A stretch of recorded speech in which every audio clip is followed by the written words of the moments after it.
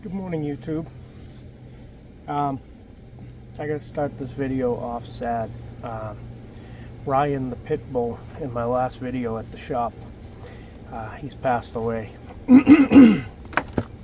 His owner's in the hospital for a heart condition, and we thought he was just moping around because he was depressed. And it turned out to be more than that. We took him to the vet and found out he had stomach cancer that was taking over his organs, so he had to be put down. He was an awesome dog. He was 11 years old. He's been at the shop his whole life. He's been everybody's best friend, and we're all gonna miss him. But I'm just glad I had him in the last video so I can watch him over and over again. Today we're getting back into our favorite tomato. I got a few things I want to address in here. I want to show a cool tool, and then we'll talk about some of the new mods we're going to do. I got some new ideas, and we'll see what you think. So I'm slow this week on getting a video out, and I'm sorry. I also had a heart condition this week. It started with a sinus infection that was in my face, and then my heart went ballistic, and I was, I can't remember the exact number, but I think it was 155/90 was my blood pressure, and my heart rate resting was like 120 beats. So they had to get me on a drug to lower my blood pressure and my heart rate. So the last couple days I haven't done anything, just moping around to see how the drug would affect me, which is a lot of why I breathe a lot. It's to do with my heart. But I'm feeling alright right now, so let's get a video going. Today's cool tool is a short finder. It's a power probe short finder. It's a very cool tool. It's hooked to the battery right now. I already cheated and hooked it up. But we're going to take off the fuse panel cover and this whole kick panel, and then we're going to go in here and we're going to find the short to my headliner lighting, and to there's a couple circuits related with that. And if this finds that fast and it works out good, then we're going to use that also for the rear right window wiring, because I still haven't got that addressed. Okay, if you're curious what the tool is, it's an ECT3000 electronic circuit tracer. It does lots of stuff. You can find where a wire runs through a harness if you're trying to, fix lighting wiring or something else. It can find dead shorts. It can find open circuits. It can, trace a wire from start to finish. It's a great tool. I've used it many times. It saved me lots of hours. So let's start by pulling our brand new fuse cover and our kick panel out. Pull the silk cover. Make our life easy without damaging anything. Pull our gasket back. And out goes your kick panel. Very easy. Goes in the back seat now. So now what we're going to do is we're going to find the fuse for our courtesy lighting, things like that, or interior lighting, dome lighting.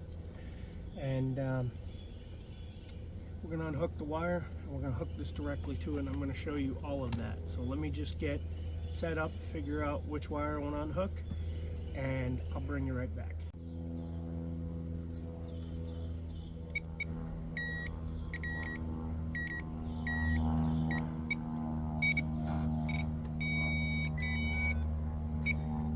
Okay, so we have it right here. 1, 2, 3, 4, 5, 6, 7, 8th fuse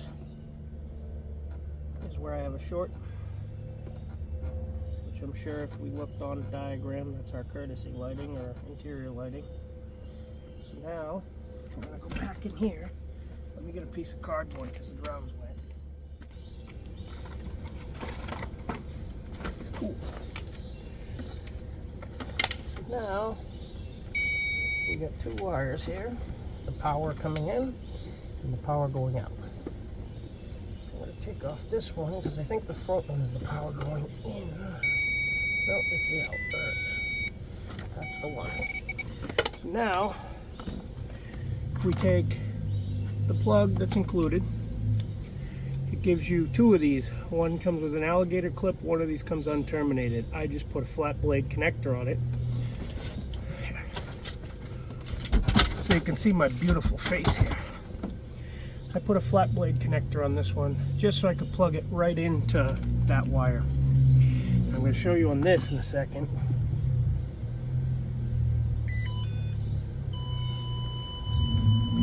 Showing us right now we have a short to ground, so we can silence this real quick, but it's showing us a short, and then when we find the short and we disconnect it, it'll show it as an open circuit. So now we have this, and this is the it's basically the remote, but this is what senses the short. So we're going to turn this thing on, this wire. We're going to bring it right up to this where it's beeping, and we're going to set it. So now we're on 1 bar of sensitivity. It finds it. We can turn the sensitivity up with this button. We'll go to 2 bars. That should be enough to find what I need to find. And we'll be able to walk across, see if it's in the console. You can follow this harness. It's got an arrow on it, so you can follow it with it. And it's saying my short is up higher. Oh, my short is right where the door switch is. So let's get the door switch apart and see what's going on in there. I have replaced the switch, but I didn't notice a short before. That would make sense because I cannot get the door chime to stop chiming. So let me get a screwdriver, we'll take this apart, we'll go from there.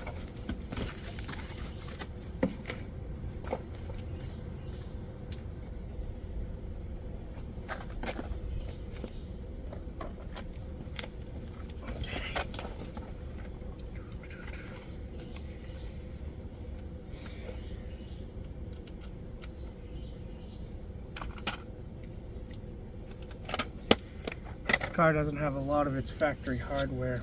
Pretty sure these are usually Phillips, and this one's a Torx.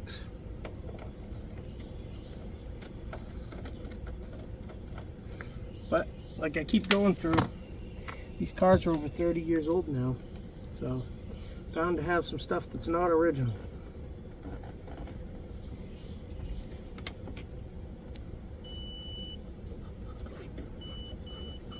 It's inside.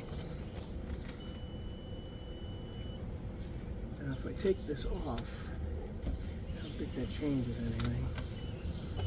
It does not.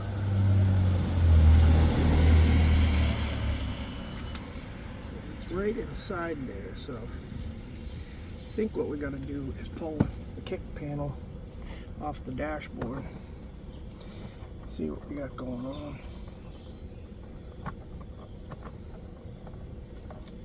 So pull your knee panel off. Knee bolster, whatever. There's 2 little caps on these newer style ones. This is not the same as the 86. The 86 has a whole different style. You get 2 of these little caps. They just pull out. And then you get 2 screws. Mine has big Torx. I don't know what yours will have because I highly doubt this is original equipment.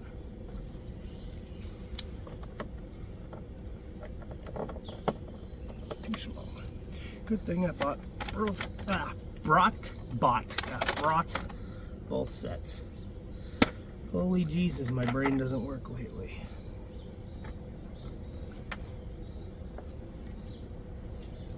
Okay. That's better. Let me take the one that I can't see.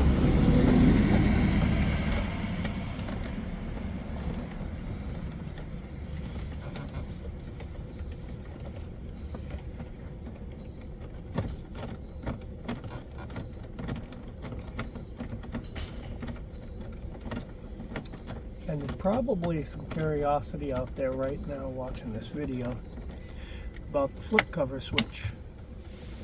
It's on upside down, one, because of what it's going to do and how it's going to work.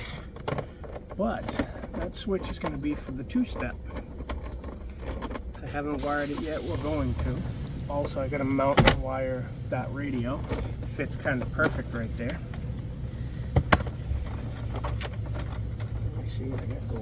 here. Two little tabs. Okay, so the bottom has 2 pins that line up with rubber mounts. 2 bolts. She's out of there.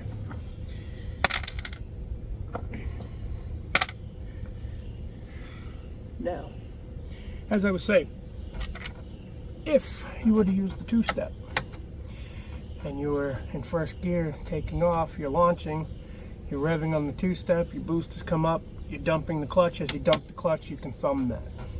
That's why I did it upside down.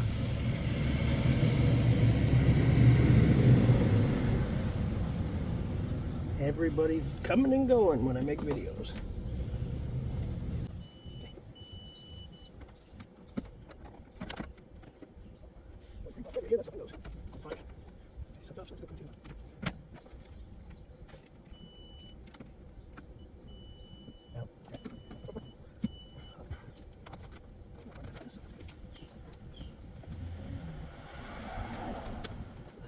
Switch.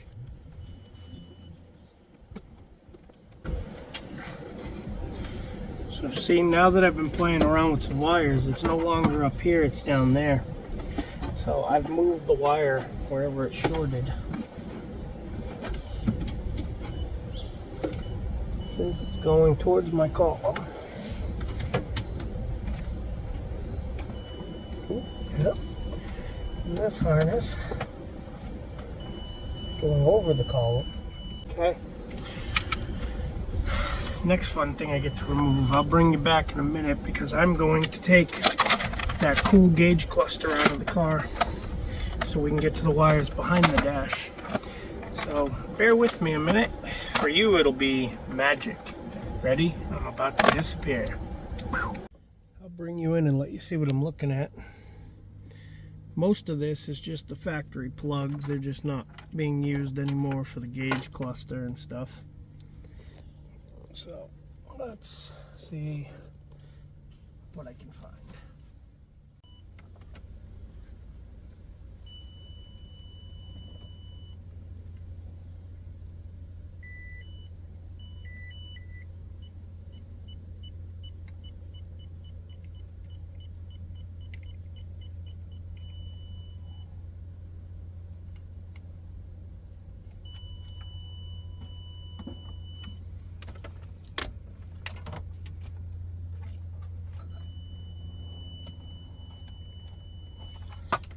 Going towards the console.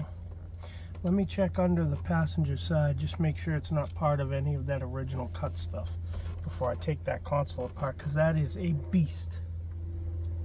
We're also going to end up moving the car to the shade because it's already starting to get pretty warm right here. Just give me 1 second. So you all know what I went through putting all this together and what it used to look like. So it's really depressing that I have to take it back out to find a little tiny short for my headliner light, but I guess that's what you got to do. I'm going to pull these screws. There's 4 screws in these things, 2 down at the bottom, 2 at the top. I'm going to pull that and I'm going to just pull it away. I'm not going to unhook all this. I'm hoping I can just snake behind it with that tool, find the short and deal with it. If I have to unhook all this, it really stinks. The best way to do it, just to describe it, there's 2 ways you can go about this. You can get a diagram and mark what color wires are on each switch, so you know, like yellow and green go to your AC switch or something, and then when you unplug it, you know where everything goes back to. You should definitely have the vacuum diagram for this. It's very easy to get. It's on the Prancing Moose website. He has the diagram for this, and it's, thank God he does.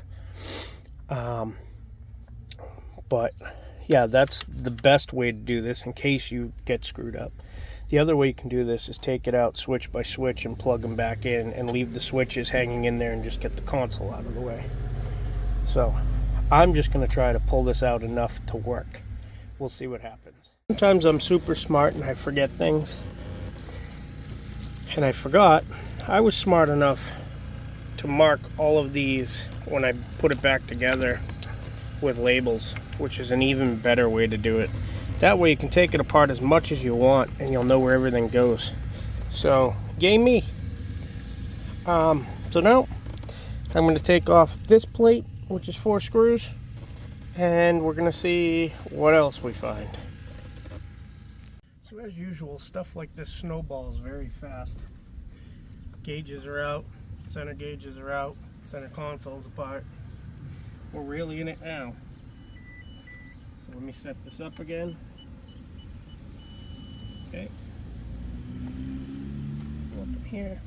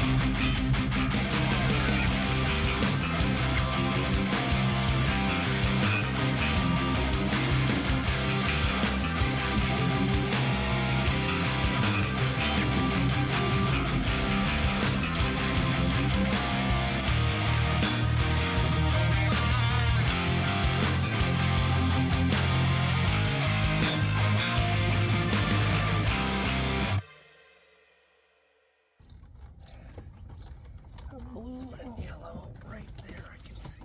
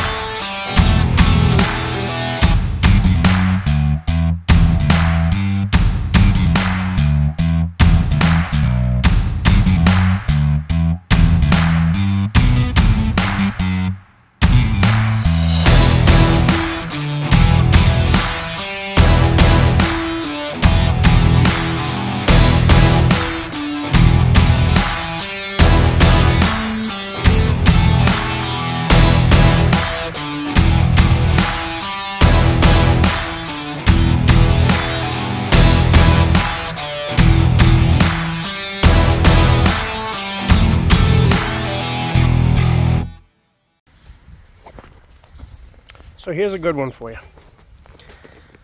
Here's it shorted. I was able to chase the line that goes into the floor channel backwards. That's the one going for the rear trunk lid. So I'm going to show you when you find the short and you shut off the short and it becomes an open, that will beep. So I already traced it. I don't need this tool anymore. But let me just show you something. This is pretty crazy.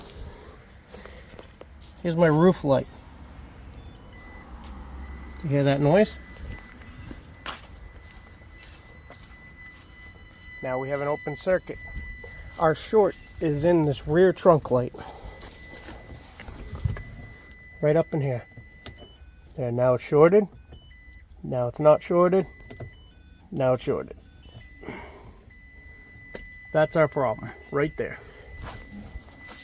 but without that little tool, finding that would have been a bear and a half. Where would you even start? Especially considering before this started blowing its fuses, the rear light worked fine. The light above me didn't work very good. So for that to just suddenly be shorted, that blows my mind. So now I gotta take apart the rear light and see what's causing a ground short on this circuit. But right now it's open. There's no problem with that light. So let's go back and figure out what the heck is shorted inside. Alright, let me show you something. So right in here, there's my short. It's saying that way, it's saying go this way. Now, when I move this harness, watch what happens. Hear that beep? Right there. There's the short, right there. It's under the floor of the back. Now that we fixed the short down there I just showed you, we're going to open up this light and see what's going on inside the light too. Because now that that's fixed, if I turn this on just dome light, there it is, it will still be a short. So there's got to be a short up here too. Could be in the headliner, but we'll see if it's at the light and hope we're lucky. Best part about a wagon is it's a nice place to lay down too.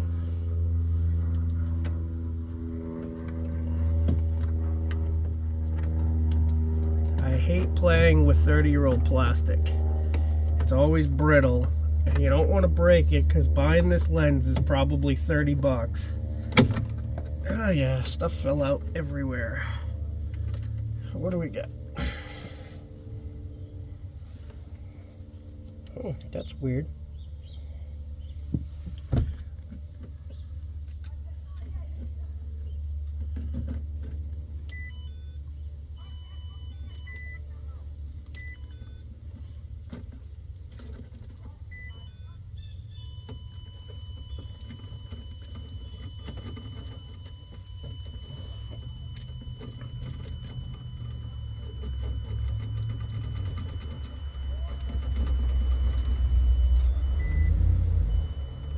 And there's theory. That's just that power probe giving a couple volts to here to test for a circuit. But it's no longer shorted. It shuts off with the tailgate switch. And what it really was inside there was a bulb shorted to ground, which is stupid rare. I think I've had 2 in my entire career. So see that chasing it with that power probe really saves you a lot of time. I've only been on this for, I'd say, an hour, considering all the wires in this car. Finding that pair and that blown bulb and that broken wire down the bottom, would have never found that. So that's a very good tool. I'd like to apologize for my video skills. I have a mentor helping me once in a while, like suggesting mounts and stuff, and we've talked about doing a video call, learning some angles and lighting and stuff. I've never done video in my life. I've never gotten into photography, and it's all new to me. The fixing I can do. This stuff I'm still learning, the editing, everything. So please bear with me. I promise in the future it'll be much better quality. But for now, this is what we got. I'm going to go through this. I want to untangle some of this because I didn't the first time, and it'll just make my life easier if I'm ever diagnosing. And then I'll put all this back together and make her pretty again. But let me get back in here, hook the power door locks back up, see if they trip that fuse because they're on the same circuit. And if they don't, great, we can finish the door lock circuit. And we're going to put all this back together. This right here is my door lock circuit.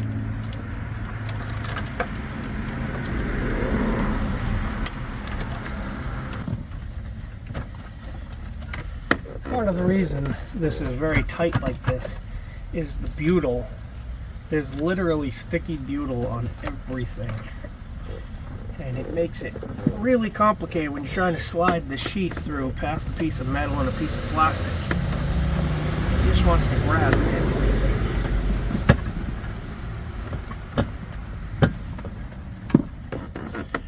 doing right here is I'm making the door lock relays the highest thing so I can tuck them in the dash. They don't need to be down here.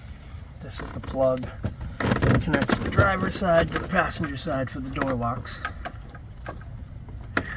The other half should be right here in the dashboard, which is a pain to get to. And thank you to everybody who's commented. You've all been very positive and helpful, and I'm glad everyone likes this car and what I've done with it.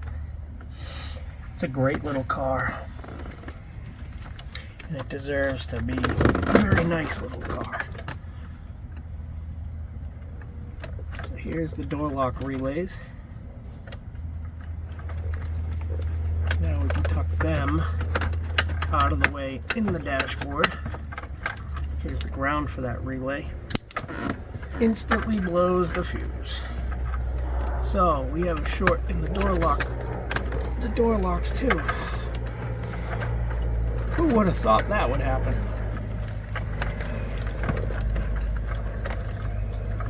I wonder if it's the type of relay. Could have a wrong relay. Let's put a new fuse back and see what happens.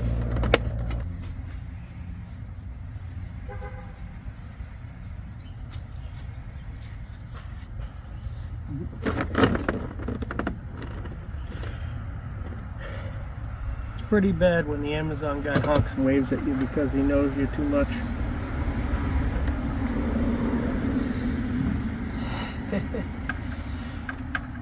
I buy way too much stuff. Okay, so back to our problem. Here's the ground for these. Now,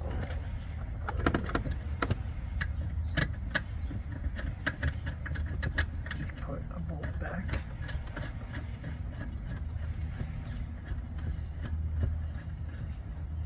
I'm going to put a plain style relay in, and I'm going to try it on each one. See which one's the problem child.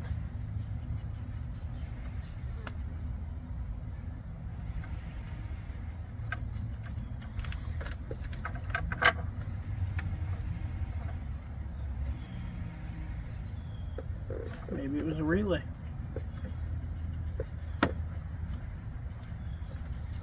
I think the relay was bad.